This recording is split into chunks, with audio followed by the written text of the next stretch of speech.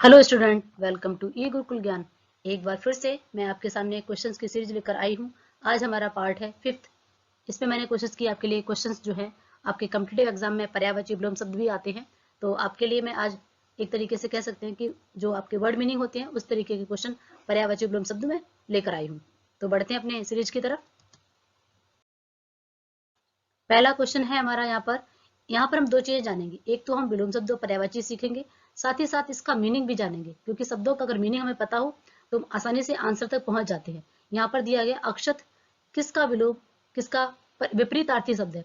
यहाँ पर विपरीत का अर्थ विलोम शब्द है, ठीक है। विपरीत का मतलब क्या है, विलोम शब्द, ठीक है। इस चीज को याद रखना, एंटोनिम जिसे बोलते हैं, ठीक है। तो ये हमारा क्या है, विक्षत, विक्षत, ठीक है। अक्षत मतलब जिसका हम क्षरण ना कर सके। ये एक ऐसा शब्द है जो कई बार पूछा जाता है कि ये हमारा सिंगुलर है या प्लूरल, तो आपको इसको भी ध्यान रखना, साथ साथ नोट करते जाइए। ये हमारा हमेशा बहुवचन में आता है। अक्षत जो है हमेशा किसमें आता है, बहुवचन में आता है, कभी भी इसका सिंगुलर नहीं बनाया जा सकता है। तो आज हमने इस प्रश्न में एक साथ दो प्रश्न देखे। अक्षत मतलब जिसको टुकड़े ना किए जा सके, जिसका खंडन ना किया सके, उसे हम कहते हैं अक्षत। ये हमेशा बहुवचन में रहता है और इसका विपरीतार्थी यानी कि विलोम शब्द इसका क्या होगा, विक्षत, ठीक है। साथ ही साथ अपने नंबर आप टिक लगाते जाइए कि आपके नंबर ऑफ क्वेश्चन कितने सही जा रहे हैं। तो कमेंट सेक्शन में लिख कर जरूर बताना है कि आपके कितने नंबर आए। और अभी तक आपने मेरे चैनल को सब्सक्राइब नहीं किया तो कर लें, क्योंकि मेरे चैनल पर आपको 6 से लेकर 12 तक के सारे एनसीईआरटी कवर कराई गई है। उसमें ग्रामर के क्वेश्चन हैं, क्वेश्चन सीरीज है, ढेर सारा कंटेंट आपको हिंदी से रिलेटेड मिल जाएगा। तो मेरे चैनल को सब्सक्राइब कर लें। बढ़ते हैं अपने अगले क्वेश्चन की तरफ।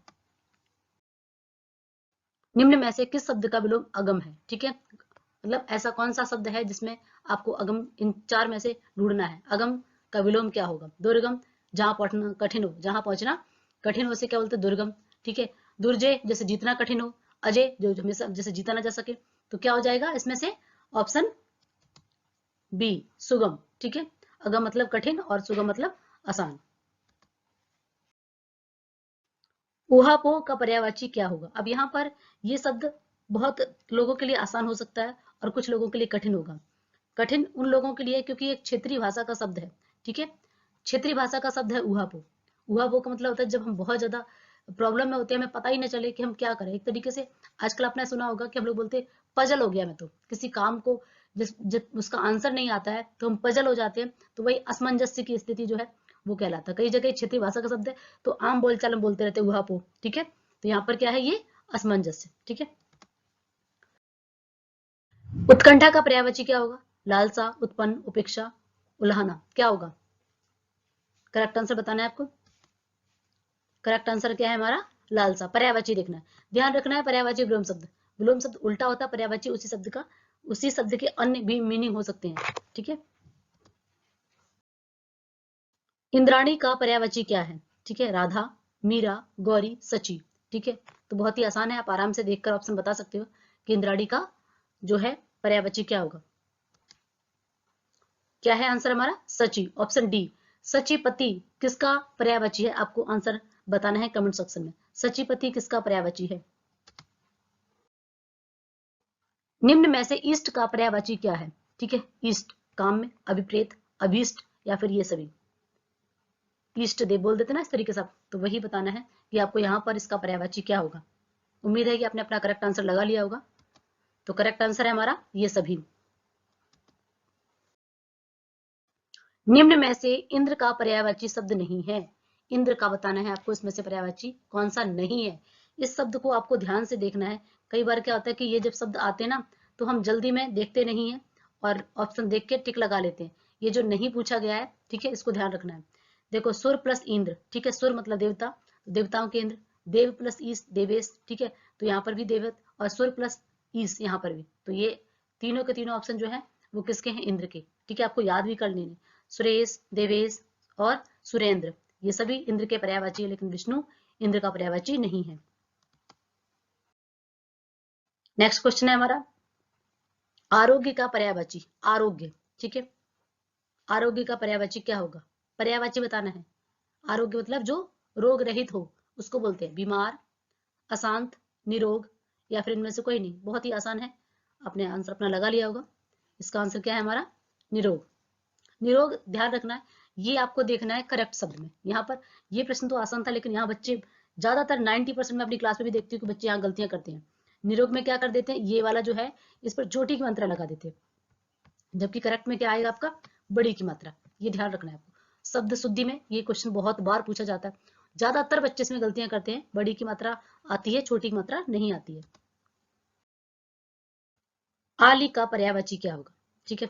आली, अली नहीं है, अली भौरा का आता है, अगर हम छोटा आ कर देंगे यहाँ पर तो ये अली हो जाएगा, ठीक है। अली है भौरा का पर्यायवाची, लेकिन आली पूछा गया है, आली किसका है, सखी, सहेली, भ्रमरी या फिर ये सभी। तो आपको बताना है कि आली किसका पर्यायवाची है, ठीक है। अगर हम इसमें अली कर देंगे तो भौरा हो जाएगा, आली है तो सखी का पर्यायवाची है, सहेली का पर्यायवाची है, भ्रमरी का है, अर्थात ये सभी। तो हमारा करेक्ट आंसर क्या हो जाएगा, ये सभी। नेक्स्ट क्वेश्चन है हमारा, आदर्श शब्द का पर्यायवाची क्या होगा।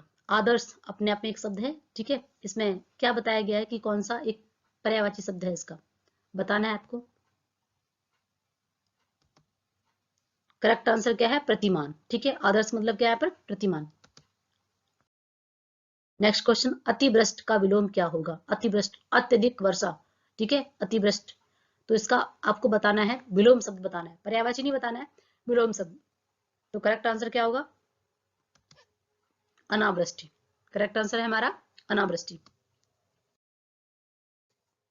अभिजात्य का विलोम क्या होगा। अब कई बार क्या होता है कि हमें आंसर तो पता होता है, लेकिन शब्द इतना हिंदी में भी इतने टफ आ जाते हैं कई बार कि बच्चों को इसका मीनिंग ही नहीं पता रहता है। अभिजात्य का विलोम शब्द बताना है आपको। पहले तो अभिजात्य का ही मतलब आपको पता होना चाहिए। तो अभिजात्य का मतलब होता है कुलीन, ठीक है। अभिजात्य का अर्थ क्या होता है, कुलीन, ठीक है। तो अब आप आराम से अपने आंसर तक पहुंच जाएंगे।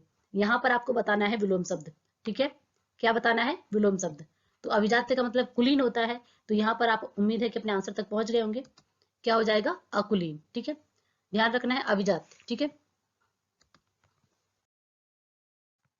अभियुक्त का विलोम क्या होगा। यहाँ पर पूछा गया अभियुक्त, जिस पर अभियोग लगाया जाता है, ठीक है। अभियुक्त जो एक तरीके से गुनहगार होता है, अभियुक्त है। जैसे आप देखते हो ना कि जब कोर्ट में जाते हैं अभियुक्त को लेकर आया जाता है, तो उसका विलोम क्या होगा। ये हमारे बहुत ज्यादा सुप्रीम कोर्ट, हाई कोर्ट, इस तरीके की चीजों में शब्द आपको सुनने को मिला होगा, या कभी आपने मूवी वगैरह या फिर नाटक में देखा होगा कि जब कटघरे में खड़ा करते हैं अभियुक्त, ठीक है, अभियोगी, अभियुक्त। तो आपको बताना है कि इसका विलोम क्या होगा।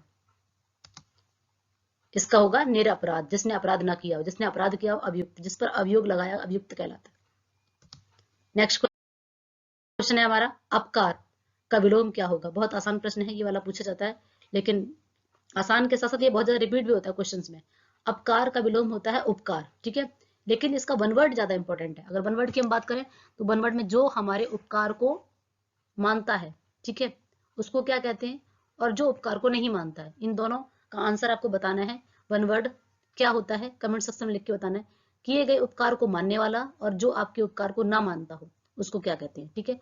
उपकार और अपकार, जब हम किसी के ऊपर कुछ भलाई करते हैं, कुछ अच्छा काम करते हैं, उपकार कहलाता है। और दूसरा अपकार, जो नहीं मानता है, ठीक है। तो हमारा आंसर क्या हो जाएगा, उपकार। अगला प्रश्न है हमारा, अग्र का विलोम शब्द क्या होगा। अग्र, ठीक है, कोई चीज अग्र मतलब आगे है, अग्र मतलब भी आगे हो गया, ठीक है। व्यग्र तो अलग मीनिंग हो गया, विनत भी अलग है, तो क्या हो जाएगा, पश्च, आगे पीछे। उसी प्रकार से तत्सम में दिया गया है, तो आपको तत्सम में ही बताना है, अग्र पश्च, ठीक है। अग्र मतलब आगे, पश्च मतलब पीछे। तो नेक्स्ट क्वेश्चन देखते हैं, अमर का विलोम शब्द क्या होगा, ठीक है। यहाँ पर एक शब्द दिया है अमर, तो अमृत्य, मृत्य, मर्ण या फिर मृत्यु। तो आपको बताना है इसमें से करेक्ट शब्द क्या है, क्योंकि सटीक आंसर विलोम शब्द बताना होता है, सिमिलर नहीं बताना होता। उसके जैसे और भी मीनिंग होते हैं, लेकिन जो एग्जैक्ट होता है वही बताना है। तो क्या हो जाएगा, मृत्य, ठीक है। नेक्स्ट क्वेश्चन है हमारा, अतिथि का विलोम शब्द क्या होगा। अतिथि, ठीक है, क्या हो जाएगा बताइए जरा। आतिथ्ययी, आतताई या फिर आतप या फिर आतिथ्य। आपको बताना है कि हमारा इसमें करेक्ट आंसर क्या है। करेक्ट आंसर है हमारा आतिथ्ययी, ठीक है। निम्नलिखित में से अथ का विलोम क्या होगा। अथ, ये एक मोस्ट इंपोर्टेंट क्वेश्चन है, बहुत बार पूछा जाता है, बहुत सारे आपको एग्जाम में मिल जाएगा। इसको IMP लगा लीजिए आप, ठीक है। ये आपका एक मोस्ट प्रश्न है। अथ और इति, अथ मतलब होता है प्रारंभ, किसी चीज की शुरुआत। ठीक है, प्रारंभ क्या कहलाता है? अथ। और समाप्ति कहलाती है इति। ठीक है, श्री गणेश, ठीक है, बोलते हैं श्री गणेश, किसी चीज का शुभारंभ करना, प्रारंभ करना। अथ मतलब प्रारंभ, शुरुआत, और इति मतलब समापन। अवर का विलोम क्या होगा? यहां पर बताना है अवर। ठीक है, अवर का विलोम क्या होगा? अवर का विलोम क्या है? प्रवर। यहां पर बताना है अवनी का विलोम शब्द क्या होगा। पहले तो बताना है अवनी का पर्यायवाची किसका है। अवनी जो है वो किसका पर्यायवाची है? अवनी जो है पृथ्वी का पर्यायवाची है। पृथ्वी का पर्यायवाची है तो फिर आप आराम से ढूंढ सकते हो यहाँ पर। पृथ्वी का पृथ्वी नहीं हो सकता, जल भी नहीं हो सकता, पाताल भी नहीं हो सकता, तो क्या हो जाएगा? अंबर। तो ये थी हमारी आज की सीरीज। Thank you.